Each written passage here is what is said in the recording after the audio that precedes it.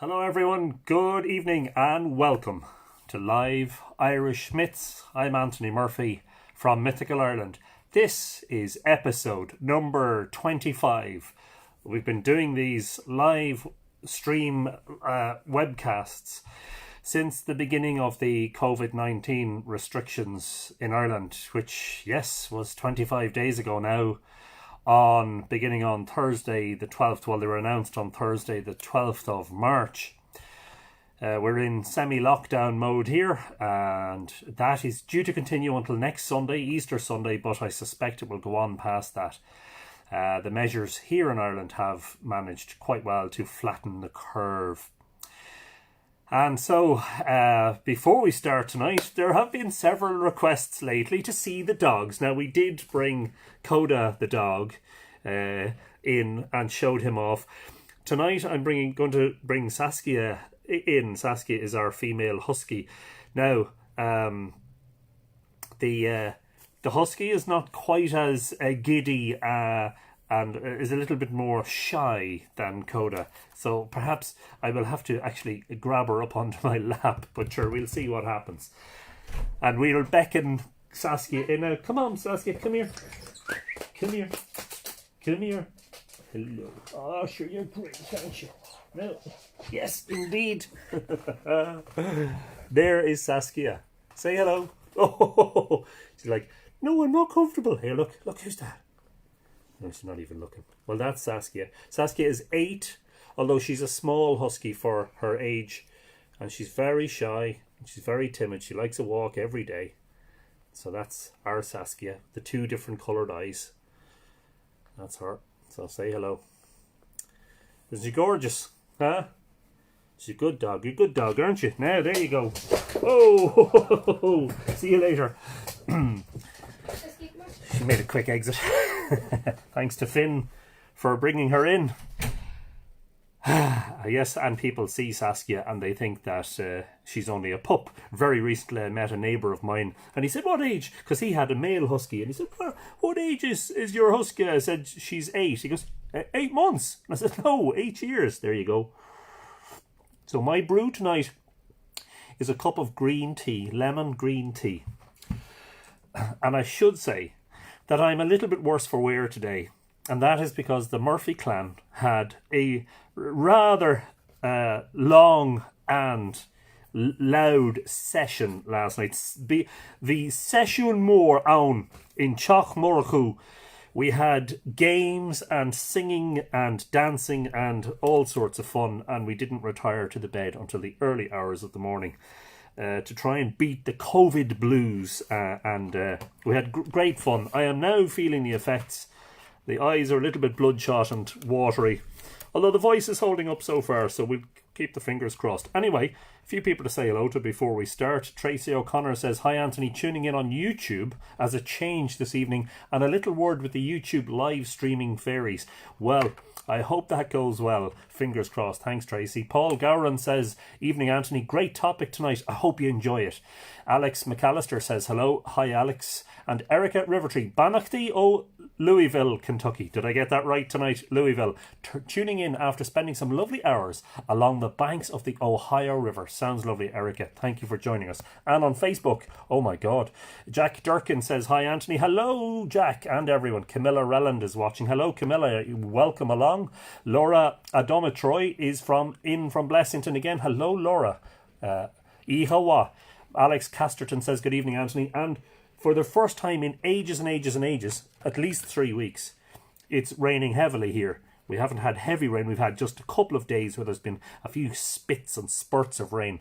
It's actually raining heavily at the moment. Alex Casterton, evening, Anthony. Hello, Alex. How are you? Camilla Relland, good evening, Anthony and everyone. Hi, Camilla. Shamie McCarville. How are you, Anthony? Hope you're all keeping safe. All keeping well, thank God. And in good form, Shamie. Alex Casterton, evening to Margaret Ring, evening to the tribe. Oh, yes. And immediately we've got problems on YouTube. What can I say? Barbara Barney says, hi, Anthony from Connecticut. Hello, Barbara. Tá fáilte rát. Anne Murphy is watching. Who is this Anne Murphy who is watching? Who could that possibly be? Could she be related to me? Could she be my other half? Let's leave the mystery there. Hello, darling. You get something that nobody else gets. Federica Guy says, good evening, Anthony. Hello, Tua from Italy. Good evening, Federica. How are you? Margaret Ring says, woof. Shamie McCarville says, how are you, Alex? Jack Durkin says, beautiful dog. Yeah, she's a treasure. She's gorgeous. Kirsten Salisbury says, she's beautiful. She is indeed. Patricia McAteer is watching in Omeath in County Louth. Hello, Patricia. Alex Casterton. She's so cute. Very young. Only young looking. She is gorgeous. Laura, she's a beautiful doggy. Beautiful girl. Lovely dog. See, I knew it was a good idea. Freya says, so excited to hear about the Bóinne monuments. Greetings and blessings from Sweden. Maeve Fina Callahan. Where does the name Saskia come from? My daughter Amy gave her the name. Not quite sure. I'm not quite sure what the reasoning behind it was. Rowan Grove says hello from Denver. Hello, Rowan. Lovely to have you back. You should have called her David Bowie. Yeah, a lot of people say that. And Judy McQueen is in Oregon. Hello, Judy, another West Coaster in this evening. Anna Pitterina says good evening. She's gorgeous. Hello to you, Anna. Rowan Grove. I have a white cat with one blue eye and one gold. Wow, nice. Happy Palm Sunday from the Big Apple. That's from Margaret Mack. Hello, Margaret. Tá fáilte roat. Yvette Tilema. My dog is named Emer. We live in the Adirondacks of northern New York. Very nice. Emer, of course, was Tuchmark Emera, Cuchullen's girlfriend. Eva Anderson. Sounds like a lovely night. Well, fingers crossed that's what it'll be. Catherine Woodruff is in Wisconsin. Hello, Catherine. Welcome along. Red Moonhead says, boom, X. Andrew Kenny says, hi. Hello, Andrew. Lovely to see you. Maggie Pratt is back again from Maryland's mountains. Hello, Maggie. Hope you're well. Nick Eska Castron. We did similar last night. A great crack evening, Anthony and everyone.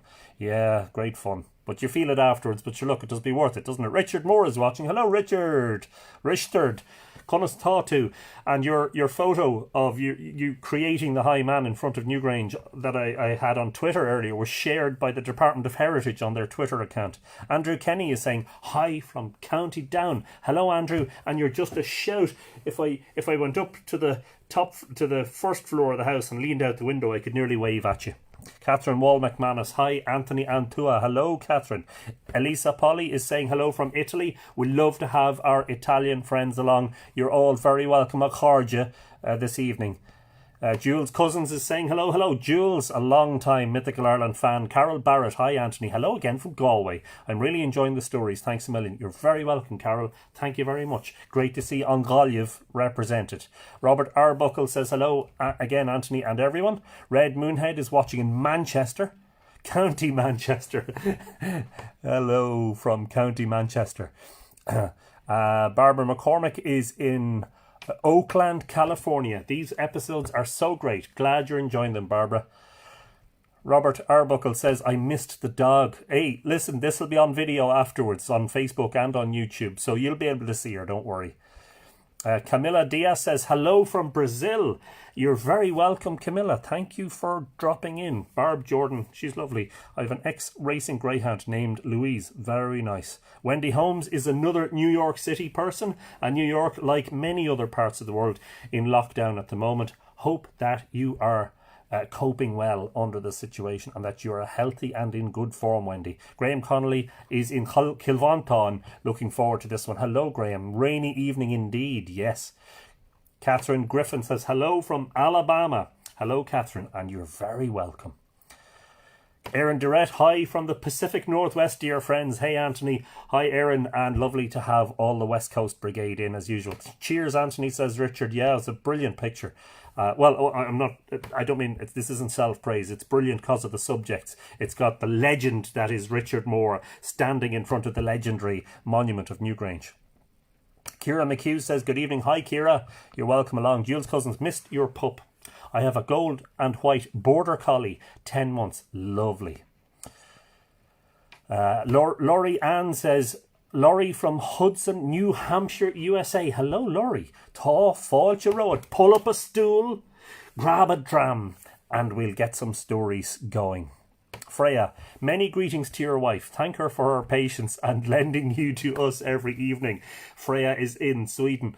Well, yes, indeed. We have always to say thanks to my wife and family who are constantly, constantly put out by my not put out, I don't mean it in that respect, who are constantly having to take second place to Mythical Ireland activities. Shannon Standifer is in McMinnville in Tennessee. Hello, Shannon. Lovely Irish name. Lisa Collins is in Minnesota. Hello, Lisa. And Matt Byrne is watching from Drogheda. Hello, Matt. How are you? Camilla Diaz is smiling. Okay, so I think we're all caught up. Patrick Rowan, is that you? Pat Rowan is watching. Pat, my good friend from Port Townsend, near Seattle in Washington State. Pat, it's great to finally see you. And I know you've been trying to catch up with these episodes. Fantastic. John Main is watching from San Francisco. Mike and Jeanette are watching on YouTube from Princeton, New Jersey. Say good evening. Hope all is well. All is great on this side, Mike and Jeanette, and hope it's the same for you. Oisin Lally says Serpent Mound in Ohio is almost identical to rock carving of snake and serpent. Any idea? That's too far out of my purview, I think, Oisin. At the moment it is anyway, but that could well enter into a later episode.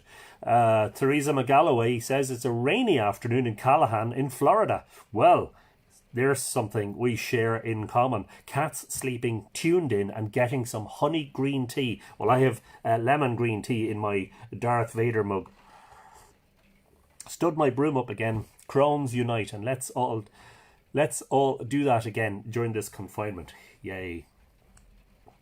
Oh, so Aaron is in Vashon Island, is saying hello to Pat in Port Townsend. Say hello, Pat. Hope you're not working. Hope you're actually getting a break. Okay, so tonight we are going to discuss... thanks. Who do I have to say thanks to? Sorry. It appears I've been remiss in not preparing properly for this episode. Who are we saying thanks to? We are saying thanks to, for the suggestion for the episode, we are saying thanks to...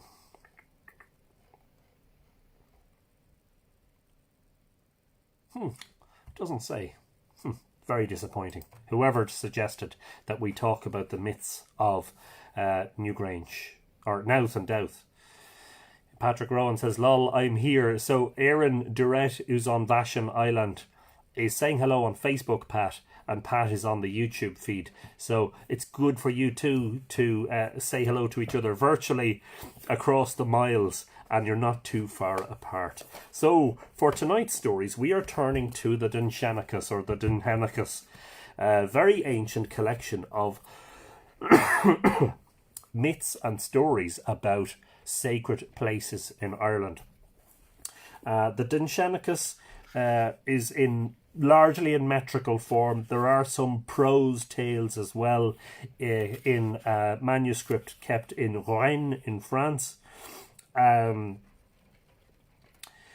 think the majority of the Dinshenchas poems are contained in the Book of Leinster, as far as I can remember. And for today's stories, we are turning to Volume 3. This is the Edward Gwynn translations. Volume 3, which you may remember I recently acquired thanks to the Forgotten Books. It's a reprint it's an exact replica of the original. I mean, they haven't cast it in new type or anything. It's basically a facsimile of the original. And also to Part 4, or Volume 4, which I also managed to secure, but an original volume, and that dates from 1924. Now, it is in slightly, delicate condition, so I have to be very careful with it. So, we will turn first to the story of Cnogba, which is the Old Irish name for Knowth, or if you put the lenition in, Knova, and Knova, I hope you can see that there, Cnogba, and Knova became anglicised to Knowth, Knowth, which is the anglicised form of its old name. And in the case of Dowth, Dowth is, I always say Dubad, D-U-B-A-D. I have to be very careful here. D-U-B-A-D. And Dua would be the anglicisation of it. Or sorry, Dua would be the modern Irish pronunciation of it, anglicised to Dowth, D-O-W-T-H. Now, what's interesting about that is that it essentially Knowth and Dowth retain the names that were given to them by the medieval monks who were transcribing the stories. They weren't given to them by the monks. They were extant in the Middle Ages, as it were.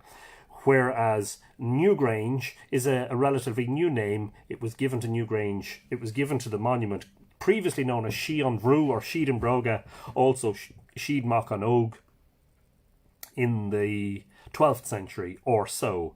The Cistercians came from Clairvaux in France, led by Saint Malachy, and founded Mellifont Abbey, which is just a few miles out the road here, and is very close to Bóinne, being only a few miles away. And they established Mellifont Abbey in 1142, and they had granges or farms, and several of those, I think we did cover this in an episode, gave their names to some townlands in the Bóinne area. And there are 4 townlands which have the word Grange in them. Newgrange is one, and if we think of the French word grange rather than the English word grange, Newgrange, Sheep Grange, Rough Grange and Little Grange are the townlands.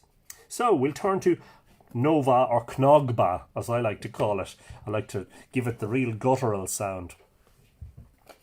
Bua, make sure before I do that I'm fully caught up. Kerem Gogus is watching. How I'm not late for the live. No, you've only just missed the introductions. We're just about to do the reading. Misty McBride says, yummy, love green tea. Brilliant. Okay, we're all caught up. And just as usual, to say thanks to all the Mythical Ireland patrons who support the live stream and everything else that happens with mythicalireland.com. And those patrons are over on patreon.com/Mythical Ireland, patreon.com. And if you would like to become a patron of Mythical Ireland, you actually get rewards depending on what level of patronage you support.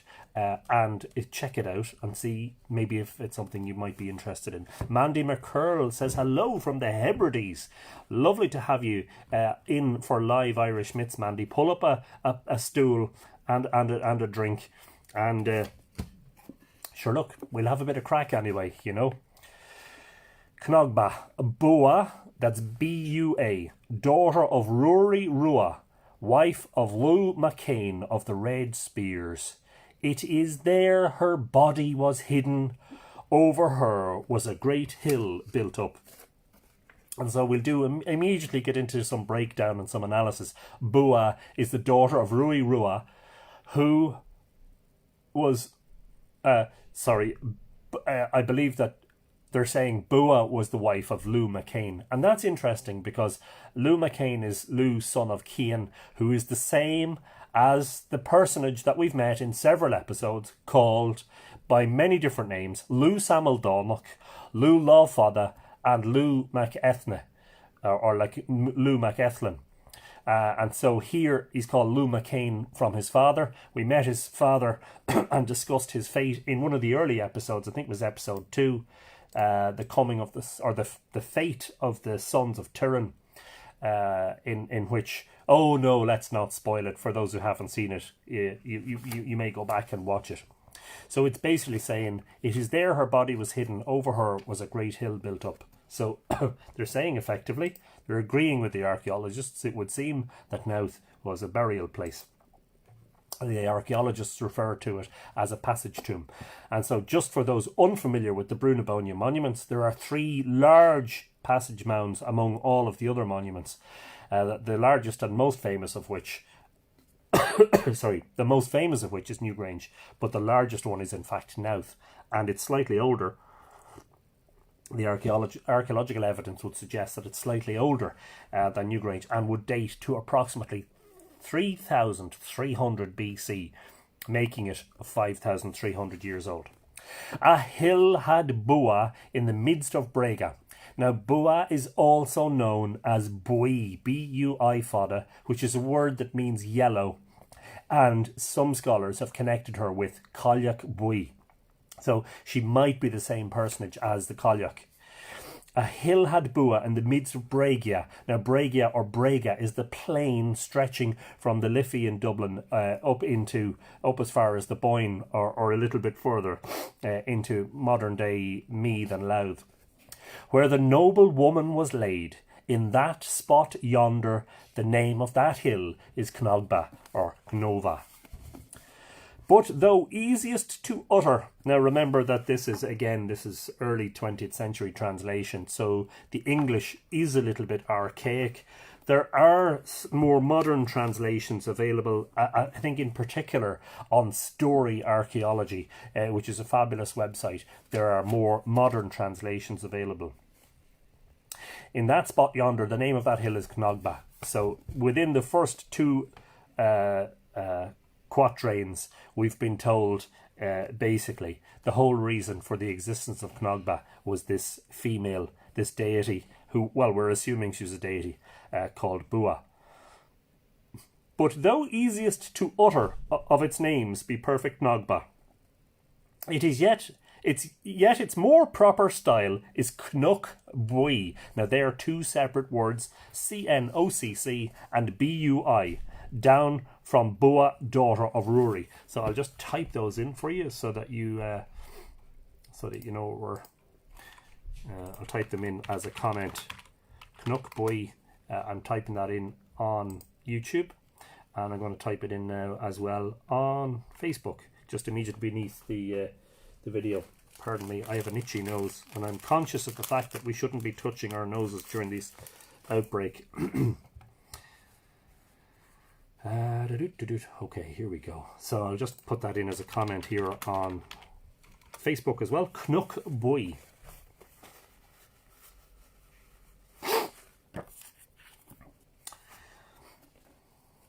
Elkmar's daughter dwelt there. Mir or Midger, who we met in other tales, was the woman's darling. A darling of her own was the prince, the man from the great and noble She Mir. That's M-I-D-E-R or M-I-D-I-R. And with the lenition, that would be a softened D, M-I-D-H-I-R, Mir. Englec, noble Elkmar's daughter, was the darling of perfect Angus. Angus, son of the loved Dagda, was not the maiden's darling. So, Angus, we met in episode, we'll tell you now exactly where we met him, in episode 9, where we recounted, among other episodes, but we did discuss Ashlinga Anguso, the dream vision of Angus in episode 9.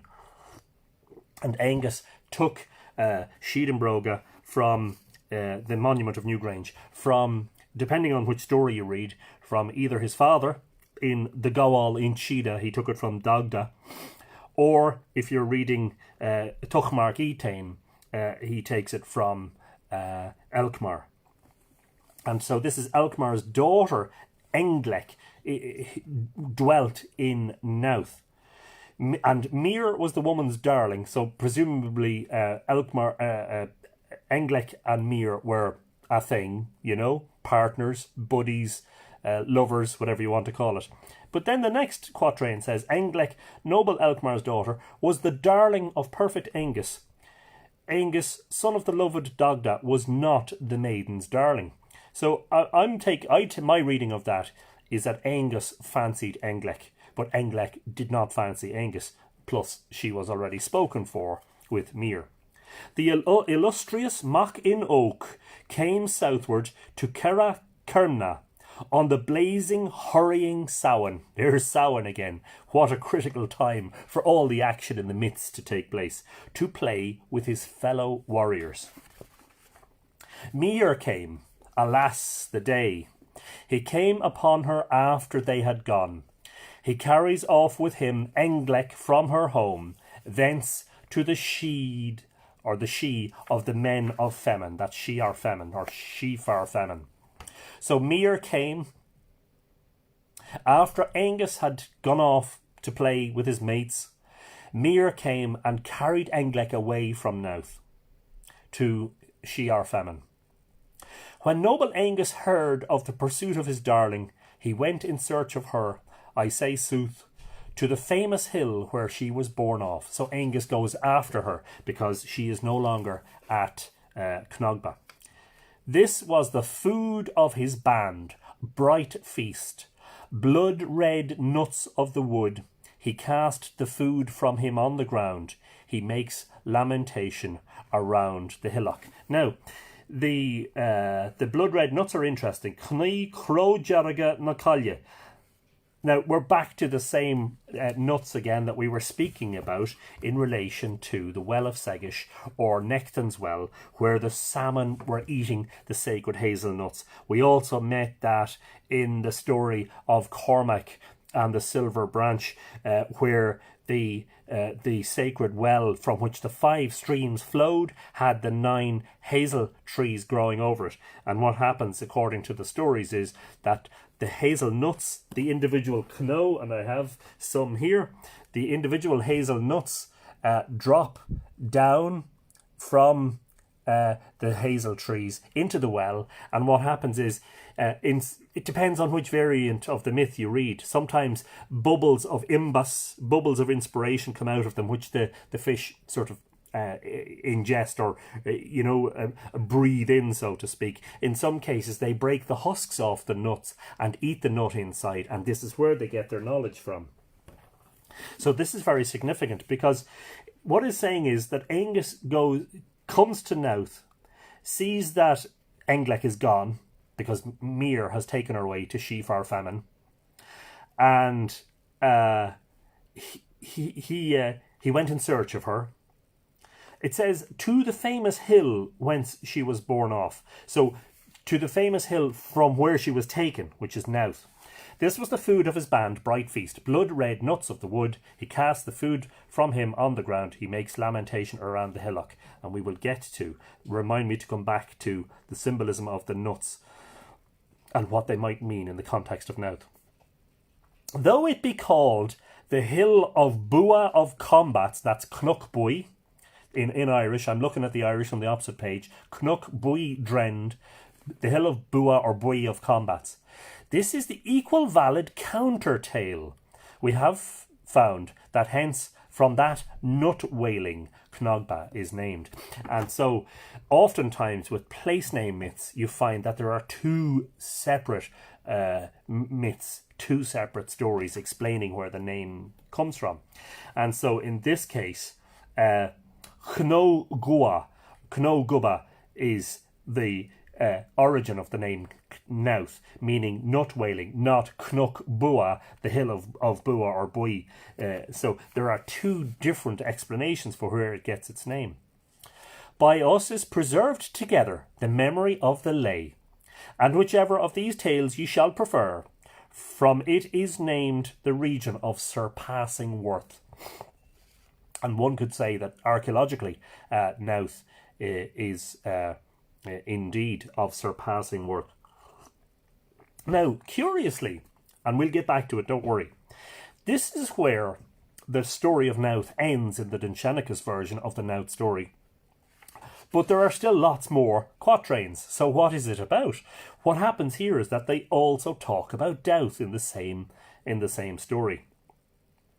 There is another tale, 'tis known to me, of that hill which Dubthach possesses. That's Dubthach. It was made though great the exploit, by Bressel Bodibad. And we'll get around to telling you a bit about Bressel in a moment. And I just want to make sure that I've kept on top of all of the... Is there a link between Dowth and Thoth? Probably, obviously the darkness myth and the eclipses love all this. Yeah, quite probably, Jeff. Interesting point. Mandy McCurl is in the Hebrides. Oh, we did say hello, yes.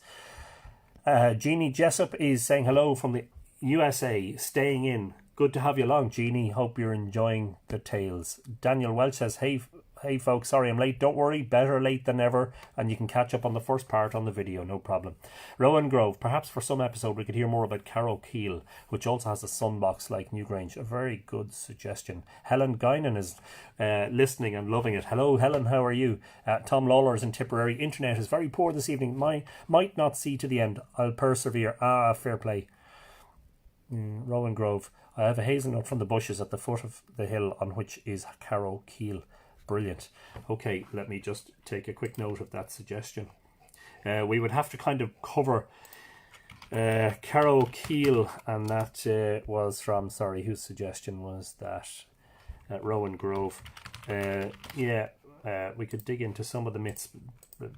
You know, a big part of the mythology of that part of Ireland is Caught My Chura, which we have done, but let me see what can be done. And in any case, we can get back from mythology to more archaeology perhaps at a later date. And Helen says, hello from Dublin. Hello Helen, hope you're keeping well and safe and sound and all that. There is another tale, 'tis known to me, of that hill which Dovetoch possesses. It was made, though great the exploit, by Bresal Bodibad. In his time there fell a murrain on kine in every place in Ireland, kine being cattle, Kine, except for 7 cows and a bull, that increased strength for every farmer in his time. By him is built the solid tower in the likeness of Nimrod's tower, and so you can see the incursion here by the hands of the Christian scribes, because of course Dowth was built long before the Tower of Nimrod, so that from it he might pass to heaven. That is the cause why it was undertaken. The men of all Éireann came to make for him that hill, all on one day. Now, I've previously been criticised in my videos for saying, you know, all the men of Ireland built Dowth, and where were the women? I'm sorry, I'm just repeating what it says in the Dinshenchas. You'll have to take it up with the medieval monks.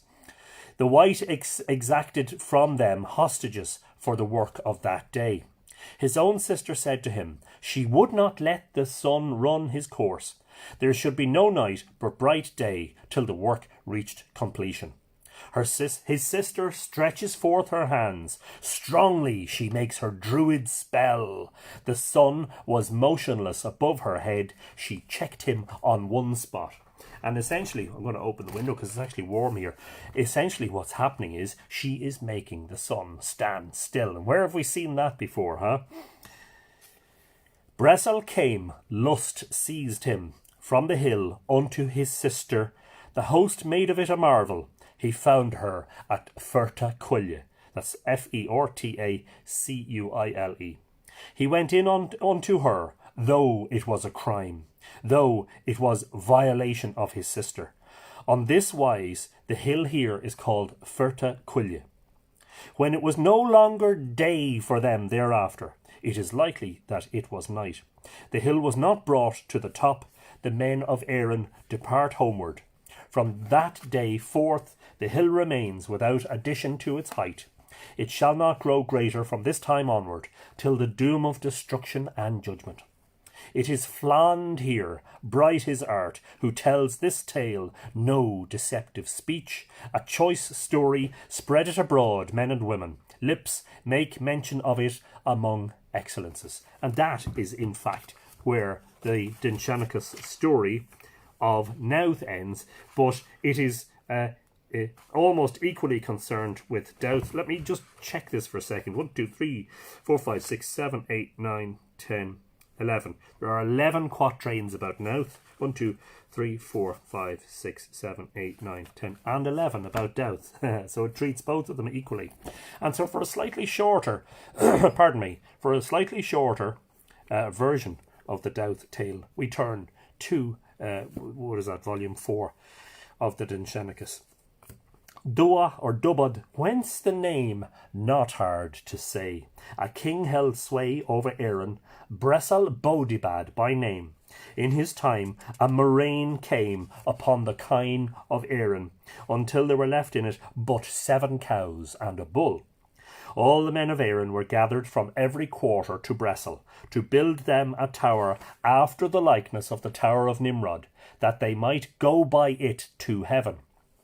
I mean, you're literally thinking about building a tower from which they could basically step off to go to heaven. But that's not the way to think about it. His sister came to him and told him that she would stay the sun's course in the vault of the heaven, so that they might have an endless day to accomplish their task.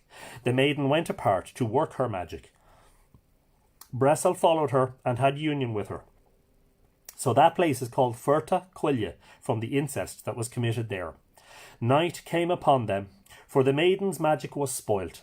Let us go hence, say the men of Éireann, for we only pledged ourselves to spend one day a making this hill. And since darkness has fallen upon our work, and night has come on, and the day is done, let each depart to his place. Dua, darkness, shall be the name of this place forever, said the maiden. So hence are Dua and Knock Duada named, and that is where, in the slightly shortened version, Dowth gets its name from the darkness that came as a result of the incest. Now, I have, in previous work, done quite a lot to deconstruct or disassemble the story of Dowth and to try and extrapolate some astronomical and cosmological information from it. Most of that work is contained in Island of the Setting Sun, In Search of Ireland's Ancient Astronomers. And I know some of you have been asking about the reprint. The reprint is on hold during the COVID-19 scare. It was due to be re-released in May of this year. That has been postponed indefinitely for the moment, but it may only be a few months. Fingers crossed when they get on top of this crisis. We'll have a date for you before too long. So there's a chapter about Dowth. Anyway, in short, I think the story pertains to the summer solstice. Now, John Carey, who I've quoted in lots of my work and in my books, who's a medieval expert, says that, the stories of Bóinne appear to be connected with the control of time. So at Sheed and Broga, at Newgrange, the Dagda casts a spell so that one single day turns into 9 months, while Elkmar is away on his errand, in order that the sun, the illicit union takes place between Dagda and Bóinne, and the son Angus is born, and then secreted away when he comes back. So the endless day is fascinating because at summer solstice, at this latitude, and we're at almost 54 degrees north of the equator, at this latitude, at summer solstice, there is in fact no dark night. Once it's not completely overcast, there is a constant twilight on the northern horizon.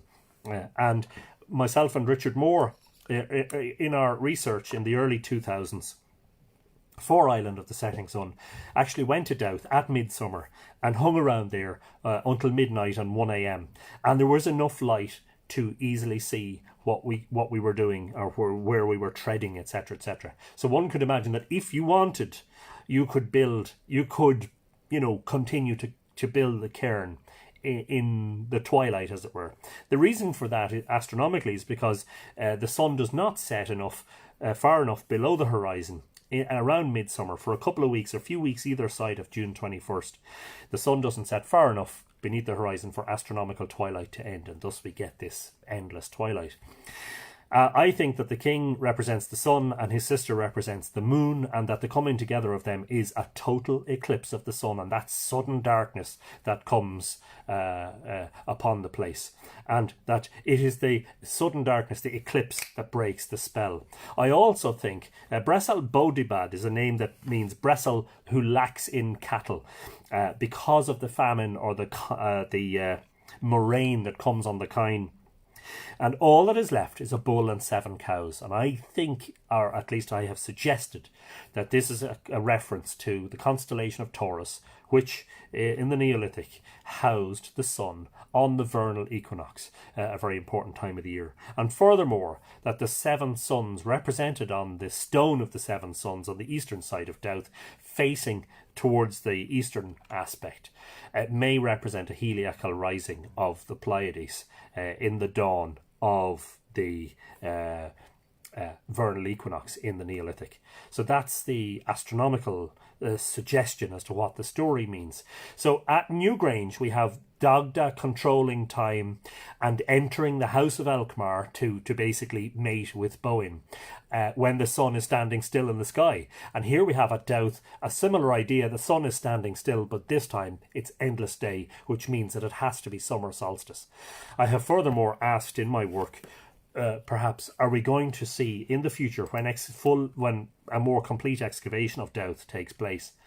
The only excavation that has taken place was a botched excavation at the time of the famine in the 1840s, to ascertain whether in fact it may have a summer solstice oriented passage within it. Now we'll get on to the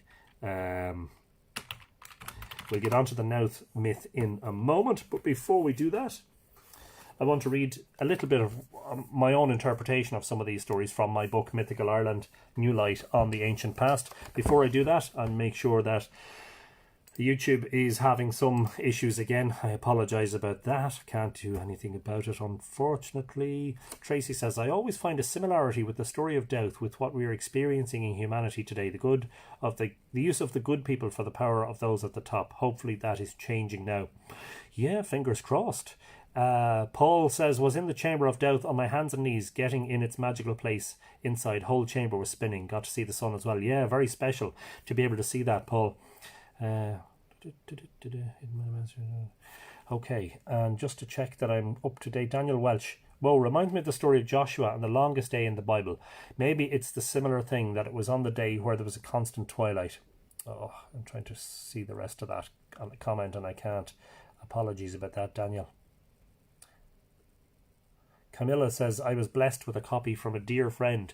Yeah, one of the lucky ones. The second-hand prices on Amazon for Island of the Setting Sun are crazy. But anyway, hold out if you can for the reprint. And if not, there is a Kindle version available on Amazon. What page, please, in Mythical Ireland, says Yvette?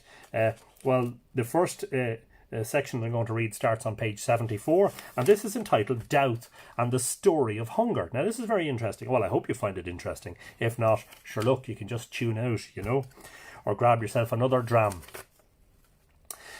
I was at Dowth on the summer solstice. It was nice to be at Dowth on the longest day of the year, and quite fitting because of an ancient myth about the site. I was with a small group talking about the mythology of the Tuatha De Danann, and the sun was beating down from its height at the very apex of its circuit through the zodiac. We could not see it, but at that moment the sun was being carried across the sky by the great constellation Orion. This is at midsummer currently, in this epoch. There is a myth about how and why Dowth was constructed, contained in the metrical Dinshenchas, and that's the one we've just read. The oldest versions of which are found in the 12th century Laura Nuachanvala, which is the Book of Leinster. Sorry, put the glasses on. As I sat there in the sunshine at Dowth, I wondered about the sudden darkness that is described in the Dinshenchas story about Dovthach or Dua Dowth, the darkness that broke a powerful spell.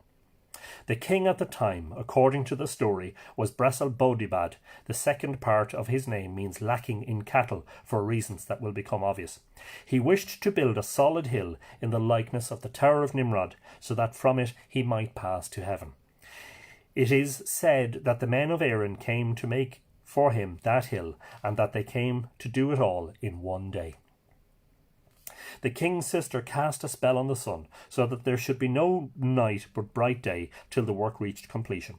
I have stated previously that I think this is a reference to the summer solstice, when the daylight is pretty much continuous, and when the sun's rising and setting positions appear to halt on the horizon. That is, the sun stands still. At this latitude, even in the middle of the night, we get a constant twilight, giving enough light to enable us to see in the dark.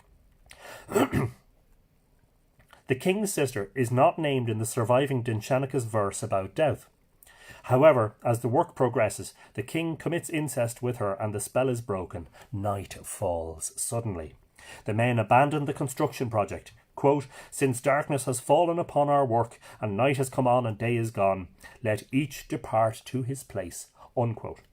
One of the most interesting aspects of this grand project, which seems such an extraneous venture orchestrated by an egotistical and megalomaniac king, referenced Tracy's comments there on YouTube a few moments ago, is that the legend says it was built during the time of a great famine. In his time, a murrain came upon the kine of Éireann until there was left in it but 7 cows and a bull. At the height of this famine, the king gathered all the men of Éireann to this place to build him a tower that he could reach heaven. Is this a description of slave labour? If there is any real substance to the myth as a record of actual historical events, it must be pointed out that surely the worst time to ask human beings to indulge in heavy physical work is when they are famished. However, that's what the story says. They built it during a murrain with only 8 cattle left on the whole island of Ireland to sustain its population. This aspect of the story is, we gather, allegorical, but it is interesting in light of a strange coincidence between myth and reality that has always been obvious to me, but which I only came to realise the true significance of on the summer solstice of 2016.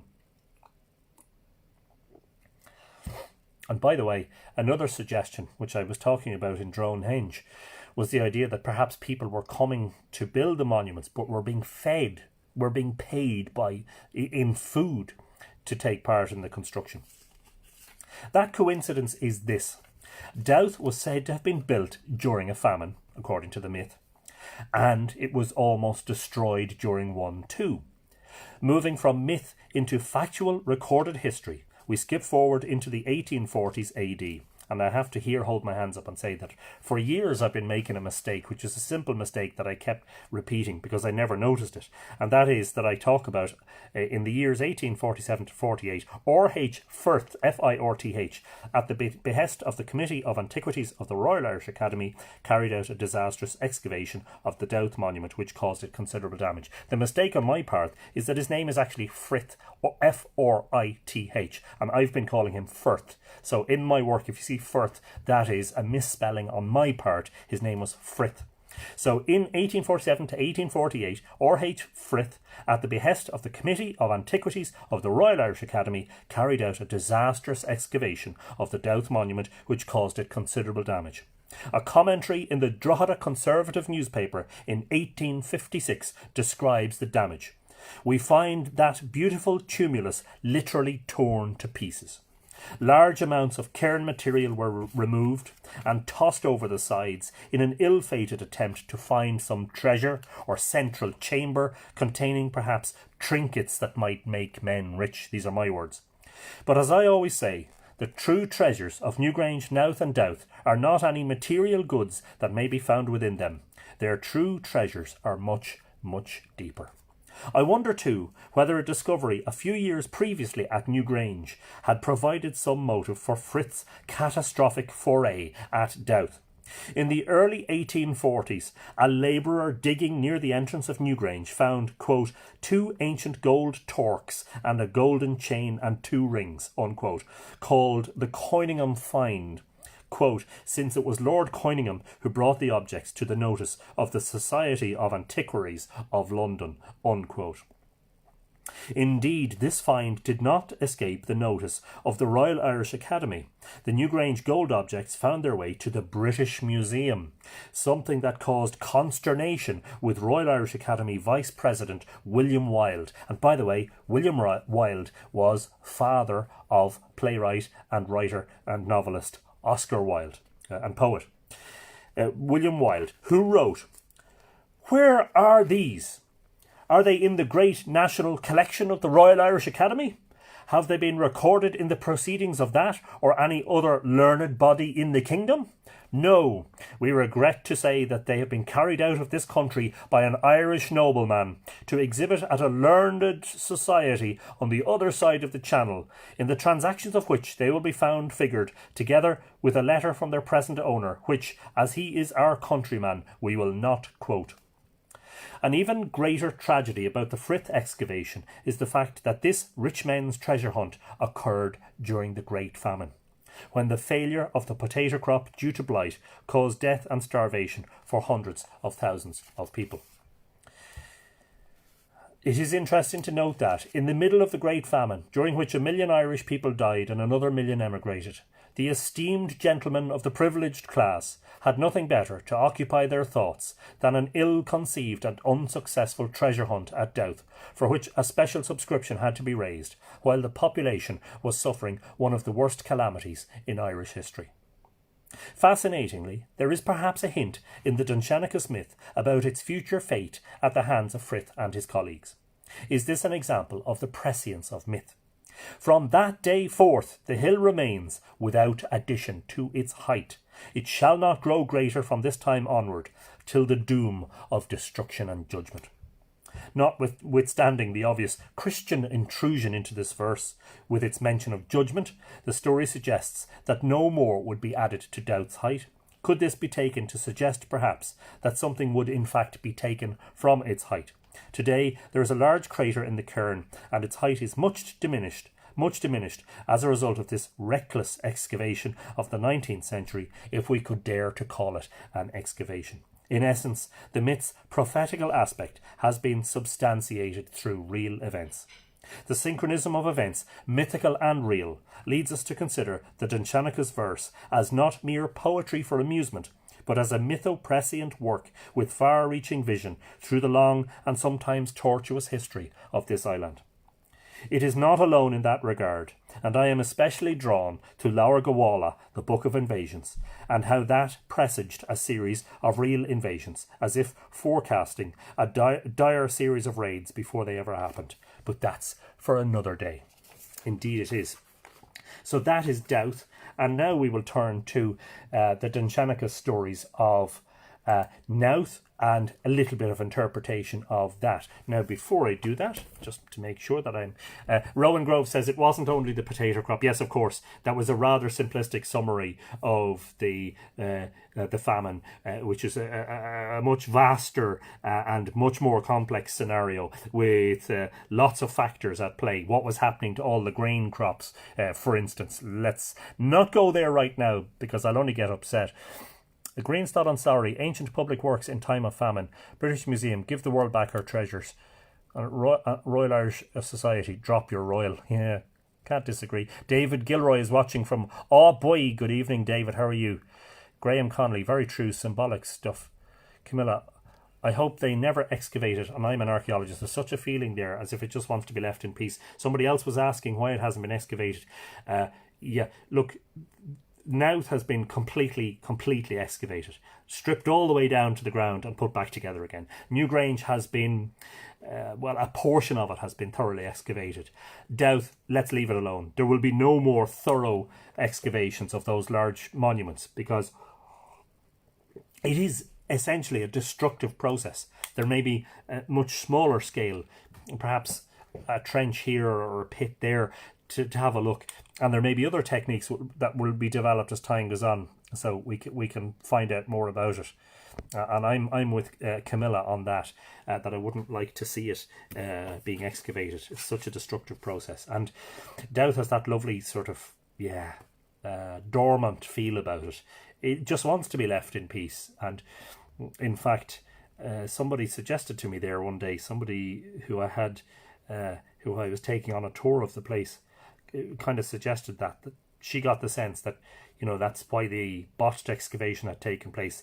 That not so much that it had taken place, but that's why it stopped, because the secrets of Dowth were to be left alone, and Dowth wanted to slumber on, and that you basically shouldn't dig any deeper. So this is now a little bit of interpretation of the Knowth myth. Bua and Knowth, the ancient goddesses of Knowth or Knowth. Many people look for meaning in the symbols carved in stone at the great monuments of the Bóinne. Sometimes the most facile examination, and perhaps the most puerile too, is to indulge in pareidolia, which is, you know, the habit of seeing patterns in sort of random patterns, or the habit of making shapes out of clouds or whatever. When I took the photo of curbstone 22, shown on page 89, at Knowth / Cnogba, I was conscious of the image of the Cailleach, having been reading about her quite a lot. I'll show you that picture in a moment. Rock is the hag's prime element. Her stony spine. Cailleach time moves from moon to moon. And I see a typo there. Tut, tut, tut. From moon to moon, harvest to harvest. It is pagan time, rooted in the eternal return rather than the once-off redemption. And of course, undoubtedly, that quote is inspired by Mircea Eliade and the myth of the eternal return. But that is from, bear with me one moment, always follow the footnotes. I spend most of my life chasing footnotes. Yeah, that is from Patricia Monaghan, from, what's the book? Red-haired girl from the bog, I think. 2003. Yeah, sorry. I know that some of you will be interested in following these things up, which is why I'm allowing myself to become distracted by it. Monaghan, Patricia, 2003. The Red-haired Girl from the Bog, New World Library. A wonderful, wonderful piece of writing and investigation. Seeing this stone again. Oh yeah, this is curbstone 22. So, I don't know, eyes and a smiley face. I don't know. Seeing this stone again, known under the archaeologist's counting system simply as Curb 22, I was struck at how much it seemed to look like a large smiling face with two bulbous eyes and a big broad grin. These rocks were already eternally old when they were hauled into place, all 127 of them, to create a giant curb or belt of stones around the gigantic mound that we know as Knowth. And now the carvings that were carefully etched into the surface of these slabs are eternally old, and the rocks that bear them speak of the beginning of time. Once upon a time, so the story goes, this great mound of stone and earth was known as Cnoc Bua or Cnoc Bui, the hill of the daughter of red-haired Ruairi, wife of Lu, son of Cian, of the ruddy spears. It is there her body was buried, over her was built a great hill. What shall we say about Bui today, except that she is remembered still, in these many aeons since her image was first conceived in stone, or possibly conceived in stone, at the mighty Bóinne, which is the Old Irish of Bóinne, where the hag never dies. The hag's breasts are imagined as mounds in the Bóinne landscape. And again, there's a footnote there. Definitely have to follow the footnotes. Oh yes, the two paps of the Morrigan in Dingney in Broga in Stokes, 1894. And we were talking about the Morrigan, weren't we? And I did mention the other night about the paps of the Morrigan being two mounds in the landscape of Bóinne. Her passage wombs, creaking and groaning under the weight of the ages, live on to tell the story of the undying sons who were born within them, Aengus the young, who was conceived and born in the same day, and Setanta, whose crossing of the threshold of initiation brought him from innocent boy to murderous warrior. And in that regard, we will tell the story of the birth of Cuchulainn shortly. In there, Cuchulainn, when he was born, was called Setanta. In there, Elkmar, the magician of Bóinne, divined souls with his fork of white hazel. So this is some imaginary writing on my part. Dagda the Yuchi Allfather, offered satiation to those who were crossing over. Aengus protected the beautiful Etain from the jealous Fomnach in his sunny crystal bower. And of course, we had a very thorough retelling of that the other night. At ancient Cnogba, it is said that Englec, the daughter of Elkmar, was stolen away by Mir, much to the heartache of her lover, Aengus Og. At Newgrange, Aengus had protected Mir's lover Etain, and yet at Knowth the two were love rivals for the woman Englec, whose disappearance was mourned greatly by the inconsolable Aengus. Lamenting the abduction of his beloved, Aengus engaged in a curious ritual, casting the blood-red nuts of the forest on the ground, and he performed a lament around the little hill. And so, in the confusion of tales so typical of the lore of the olden days, Knowth commemorates two distinct but perhaps not mutually exclusive events, both involving the passing, so to speak, of great women, goddesses even. As Cnoc Bui, Knowth remembers the great woman who was set to rest there beneath its heaving bulk, the undying hag of the ancient world who had many names and guises. And Coda is barking, so I will close the window. What we can say is that the notion of the Cailleach as chthonic goddess and goddess of death fits I presume there's a we missing there, fits what we have learnt of Bui from our various sources. The role of the earth goddess in relation to sovereignty informs the image of the lament. In the Corc Duivne anecdote, Bui performs a rite of death at rebirth, and she is presented as the eponym Cnogba, which, being a mound in Bóinne, is at once an abode of the dead and, as in Compert Concullen, a telluric womb. And that is also footnoted. Just always like to remember. And that is from Tomás O'Cahasy, Knowth, the eponym of Cnogba. And that is actually available online at carokeel.com on Martin Byrne's fantastic website. As Chnogubba, the nut lament, Knowth commemorates the passing of Englec into another realm, swept away by Mir to the She of Fair Femin, never to be seen by Aengus again. On my visit to Knowth, I stopped in front of Stone 22 during my round of the curb, Jeshel, sunwise this time, and, having to stall a while under the modern concrete ledge to shelter from a summer shower, I imagined for a time that I was seeing the great women of Cnogba, the abiding visage of the ancient hag that was known here as Bui, and the darling Englec, the beautiful daughter of Elkmar, and I wondered which would endure longer, the memory of these great mythic women, or the stone carvings bearing this image. So there's a little bit of interpretation for you.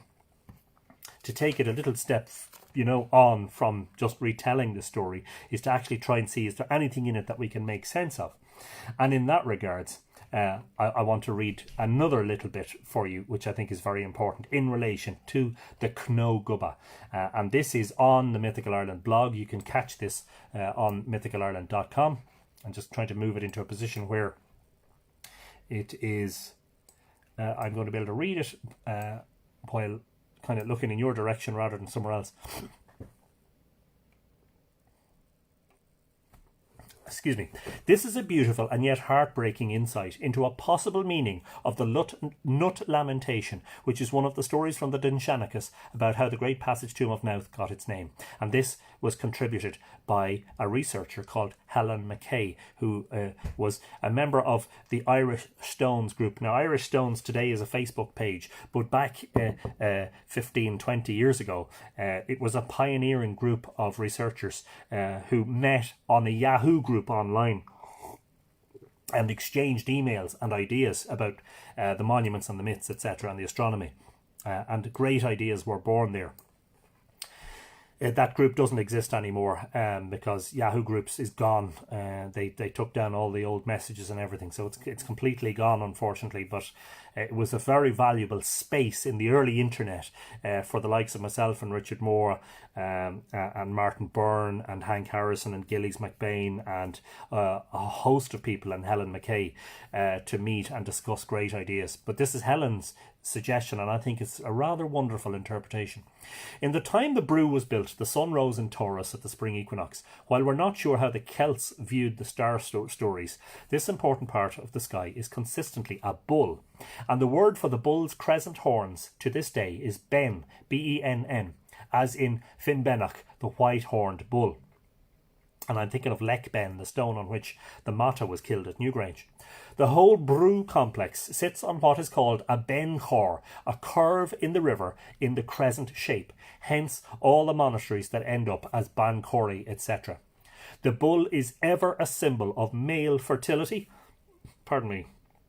and the moon, so the central notion of the male bull moon mating with the female sun at the spring equinox is a great picture.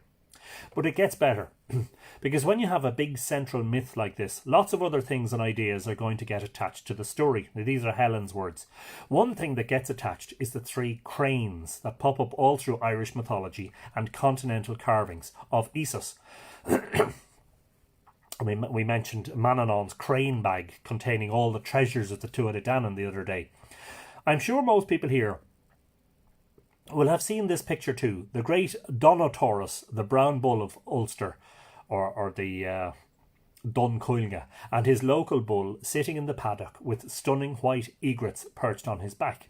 But it's these cranes that are so fascinating, and without writing a book here, everywhere you go in Ireland, in Western civilization, cranes/egrets are portrayed both as birds that have human souls and the birds that bring souls into the world to be reborn. In brackets and born. Most people here will have either received a stork baby card or sent one at some point in their life. Sometimes a story is so deep in our genes, so intimately connected to our worldview, that it can't be shaken off. The most famous of the 3 cranes of the great bull is Aoife, who is cursed to become a crane, and then her skin is used as a bag to hold things for Manannán. Notice how many moon gods have names that start with Man or Mid. In the Children of Lear story, Aoife is again cursed to become, quote, a demon of the air, unquote, after turning her sister's children into swans. And of course we mentioned all of that in the fate of the Children of Lear. And what is directly above Taurus, where these cranes would sit, but Algol, the demon star, which is a variable star that brightens and dims, and Algol is in the constellation of Perseus, just as the crane bag shows its treasures with the ebb and flow of the tide. Too much really to tell in one small email. But if we think of the cranes and their role in bringing children into life at the spring equinox at Knowth, then we have something stunning to consider. And no, I don't understand this, but it's a powerful story. Because if you look at the burials in the small mounds surrounding Knowth, and now at the breakdown of the cremation bones within Knowth's chambers, something extraordinary comes up. That there are lots of child cremations. Lots. Children only rarely get cremated. Probably they die all too often and aren't of high enough status to warrant a major ritual. There are children's bones in other tumuli, but only relatively rarely are they cremated. There is another urn field in Ireland where each urn held a child and an adult. As if, said the archaeologist, the child was being given an adult to help them through to the other world. But here at Knowth, we appear to have children probably being cremated, then brought to Knowth for some special reason that only Knowth itself now remembers. But there is a strange story about Knowth, just as we have the other stories, and it's all about loss, bearing in mind that we also have the Western passage for death rituals. Midge or Mir, note moon mid-element, who also owns the cranes, carries off a girl that Angus loves, and part of the story is this. This was the food of his band, Bright Feast, blood-red nuts of the wood. He casts the food from him on the ground. He makes lamentation around the hillock, though it be called the hill of Bua of combats. This is the equal valid counter tale. We have found that hence from that nut wailing, Knogba or Knogubba is named. So nut wailing and burials are what the stories of Knowth are about, and so it is. For a long time I tried to find any native blood-red nut in Ireland without success. But when I went to look at the way a nut is used within the language, it is a metaphor for a child. There is a story here at Knowth at the equinoxes that cuts deep into grief and the way people hoped for life renewed for their lost children. So a fascinating insight, and also a very, very tragic and sad insight into, perhaps, life in the Neolithic, which I have always said in my work is not the nice, rosy Celtic sphere that we think it is, where people sat by fires and told stories and everybody was happy and you know, there's a tendency to romanticize. The fact of the matter is that life was very challenging in the Neolithic, and a lot of people died young. We're told a lot of people didn't make it over the age of 40, and there was a high level of infant and youth mortality. And so you can see that one of the possibilities of the story of Knowth is that it indeed is about the casting of the nuts on the ground. Helen Mackay says is a metaphor for the placing of the bones of the children on the ground, because they're on the ground in the passage mounds, including the small satellite mounds outside, and they're perhaps, as she said, they're each being interred with an adult as a guide through to the next life, the next world, the next iteration, whatever it happens to be. And of course, Tuchmark Etain, in which we saw Etain having 3 separate iterations, introduces the whole idea of metempsychosis, or reincarnation, and the idea that that perhaps they were being brought along and perhaps to be reborn into another life somewhere else in another realm. Now, there is more about Knowth and the astronomy of Knowth, which I think we can deal with in a separate episode, because we're actually well over the hour here now. Knowth and the lunar calendar. I'm going to put that down as a suggestion, because there's much more about Knowth, actually. Less about the specific mythology of Knowth, but more about interpreting its stones and its layout, which I think is worthy of looking at.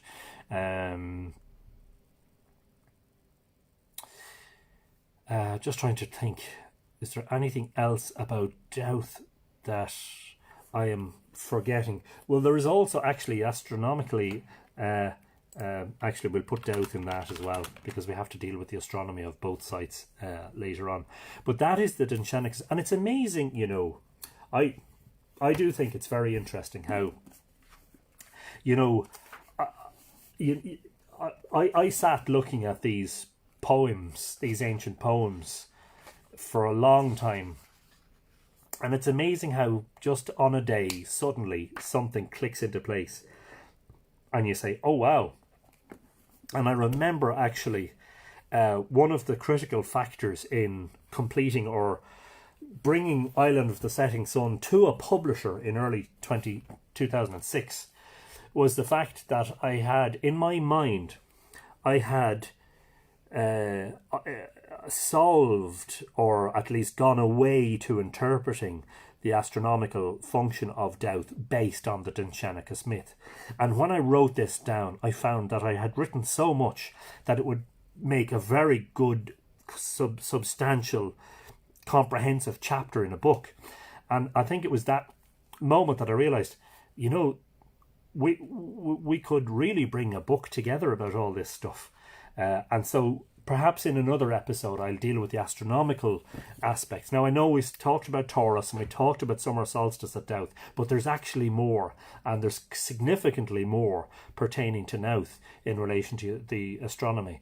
But it's just interesting how, I remember I first encountered the Dowth tale. Anna Marie Moroni, who wrote a wonderful little book about Dowth and who had studied the winter solstice sunset phenomenon at Dowth for several years.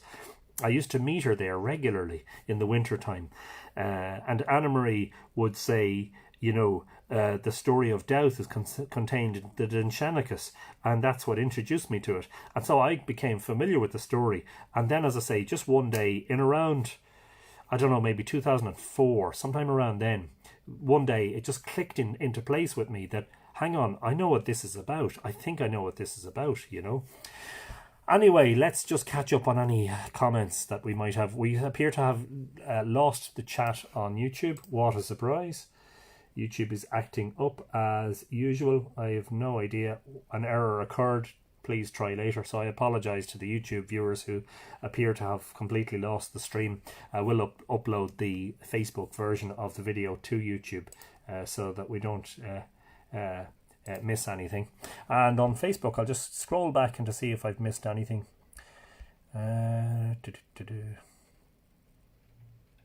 Always have to follow the footnotes. Yeah, Hag equals wisdom never dies. Absolutely right, Margaret. And as I say, a bigger question is which will survive longer, the stone image or the story itself.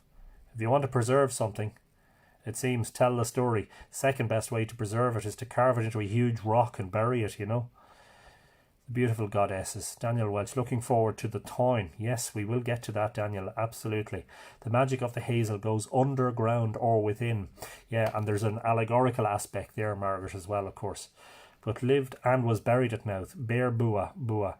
Jean Murphy, wonderful presentations, Anthony. Hi, Jean. Oh, lovely to see you. Hope you're keeping well, and hope you're keeping the good side out, and in good health, and physically distant from everybody, but not socially isolated and keeping in touch with people.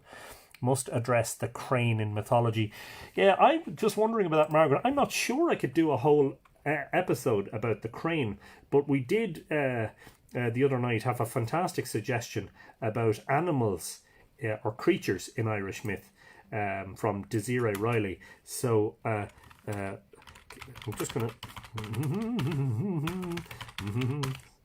I'm going to put the crane in there.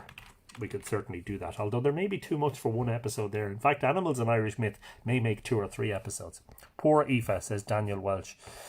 Alex, always... Yes, I remember we've spoke of the crane bag before. We found out druids have them. Yes, fascinating. So does Harry Potter, according to Aaron Durrett. Tracy says, fascinating. Jacqueline Kennedy, cranes are a symbol of longevity and justice. I did not know that. Sad, but maybe it suggests the name Tirnanog. Yes, absolutely. That was interesting, says Jules. Daniel Welch, love all this. I did archaeology for my undergrad degree. Fantastic stuff, Daniel. Jules, yes, I have my crane bag, safe and sound, full of treasures. Fantastic. Maeve Fiona Callahan says, that's a fascinating insight. Is only in your email or part of a book. I would love to read that again. The last bit was from Helen McKay, is readable online on the blog, and I'll paste that in as a comment here on Facebook. I don't think I'll bother with YouTube because it seems that I'll paste it anyway just in case, but it seems that it's been disconnected there. Would absolutely love an episode on the Knowth stones, please, says Patricia. Yes. Well, I think that we'll cover that probably in the one about the astronomy, or maybe, well, we'll put it down. Do you know what? Who knows how long this is going to go on for, you know? That's more archaeological than mythological, but that's okay, because we can still introduce the myths into it, you know? Would you be interested in moon magic and not magic and how the Celts and Druids did rituals? I would be. I'd be interested in finding out more, and I don't know enough. And fill all fruit with ripeness to the core to swell the ground and plump the hazel shells with a sweet kernel. That's from Keats, and that's on Cree Och. Kno, Knuck. Interesting word linkage there. Kno and Knuck. Yeah, Kno Gubba, the nut lament, and Knuck Bui or Knuck Bua, the hill of Bua or Bui. Tirnanog, the child lives within us. Yeah, well, somebody said to me once, if you haven't grown up by the time you reach the age of 40, you don't have to, so that's my excuse. Catherine Woodruff, me too. BS in history and archaeology. Love how myth and the sculpted landscape enrich theirs and our worlds. Absolutely, yeah. Fascinating session today, says Mariana Dunn. Enjoyed seeing your introduction to Sweet Saskia. Yeah. For those of you who missed Saskia, my husky, you can look back on the video and see her at the beginning. Jack Durkin says, thank you, Anthony. Stay safe. Jane Hines is calling in. Steve Hines. Kieran McHugh says, thanks, Anthony. You're all very welcome. This is just, we're exploring, aren't we? That's all we're doing. We can't ever say that we know anything for certain, but it's lovely to just do the exploration and to explore the themes and to introduce possibilities. Because if you don't ask questions, you won't spark further questions. You won't always get answers. In fact, I find most of the time when I ask questions in relation to the myths and the astronomy and the archaeology, I end up just spurring more questions. Tomorrow, I'm thinking we might do Dronehenge. Will we do Dronehenge and the myths that might suggest what henges were used for? Will we do that as a suggestion tomorrow? Edina Spark says, thank you, Anthony, for another great episode. Enjoying all the stories, sharing and information. Have a good night and stay safe, everyone. And the very best to you also, Edina. Theresa McGuinness, thank you, Anthony. Facebook's working great. Glad to hear it. Facebook has been very dependable. I have no idea what's going on with YouTube. I checked before we started. My download speed was 45 megabits per second and my upload was 35. There's absolutely nothing there that would suggest that there's an issue on this side. I have no idea what's going on with YouTube. It's disappointing, but at least we have Facebook. Catherine Wall McManus, Goramahagot, Anthony Ihawa, Agus Berbua, Agus Ihawa Tosafane. Catherine, thank you for joining. Patricia, no, sorry, I do mean mythological and astronomical, please. Yeah, okay, well, sure, look, we'll cover all that. Patricia, in the episode of Knowth and Dowth and the astronomical connections. And we'll be able to tie the myth in, absolutely, yeah, no problem. Michael Naylor, great show. Thank you, Anthony. Thanks, Mihal. Agus Iha Wa. I have to work tomorrow, which is a great complaint in the current situation. And my heart goes out to anybody who has lost their job in the current situation, hoping that I can continue to work, and I consider myself very fortunate, but I will be around tomorrow evening. Don't fret. I'll do my very best to continue this every day so long as this crisis lasts. And who knows, maybe we've birthed something wonderful here that can continue long into the future. Conas crohi bón awa na bóin. Hitchu knoa coil is jack sa tuber. And Dihu Bradon Braca Eid, yes, the nuts fell into the well and the salmon ate them. We were saying that absolutely earlier and of course in previous episodes. And we're coming back to wells. We're going to do wells in another episode. Camilla says, yes, please, to an episode on the stones. And thank you for this super episode tonight. Stay safe, everyone. And the very best to you, Camilla, as well. Thank you for joining us. Tanya Noble says, good evening, all. Thank you for the reading. Alex Casterton, brilliant show again, Anthony. Thank you. Ikawa, sláinte. Drone Henge would be amazing. Well, thank you. I'm hoping you enjoy it. An amazing evening. Loving these evenings. Taking us deeper into the knowledge and magic of the tribe. Thank you, Margaret. Tracy says, good night, all. Thanks, Anthony. Ikawa. Tracy, Maeve Fianna Callahan, yes, an episode on Drone Henge. Brilliant. Okay, well, maybe that's what we'll do. Drone Henge tomorrow. Yes, let's not spoil it now by talking about it. Bye, dear Tuha. Aaron is saying goodbye to the tribe. And Matt Byrne says Slán a gut, Matt, and hopefully we'll see you tomorrow. Hope you're keeping well. Camilla Diaz, thank you. Best show on the planet, says Pat Rowan. Pat, glad to see you joined us on Facebook. The YouTube feed has been acting up on and off. So brilliant to see you in tonight, buddy. So lovely to have you along. Yes, please do Drone Henge, says Daniel. Okay, Drone Henge it is. Jacqueline Kennedy, good night and God bless, gang. Thanks, Anthony. Thank you, Jacqueline. Kolosov, Kuramagat, says Ankri Och. Kolosov, yes, I hope everybody sleeps well. Thank you and have a good night, says Patricia McAteer. Nick Eska, yes, long may these evening get-togethers last, Anthony. Karen Gogus, I hope one day we wake up and hear the virus is dead, but we continue to make these gatherings. Yes, as I say, Karen, hopefully, and your imagery will feature on tomorrow's graphic, absolutely, which will be wonderful. Rowan Grove, good night all and stay well. Federica Guy, Guramahagut, good night. Margaret Ring, always connected.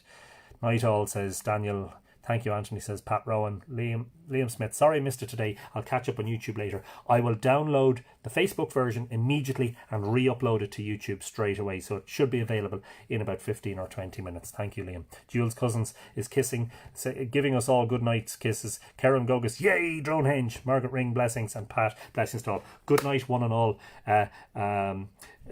What's the Slán go foil? Bye for now and stay safe. Jack Durkin says, stay safe, everyone. Indeed, a very good message. We'll see you tomorrow for episode 26. Slán.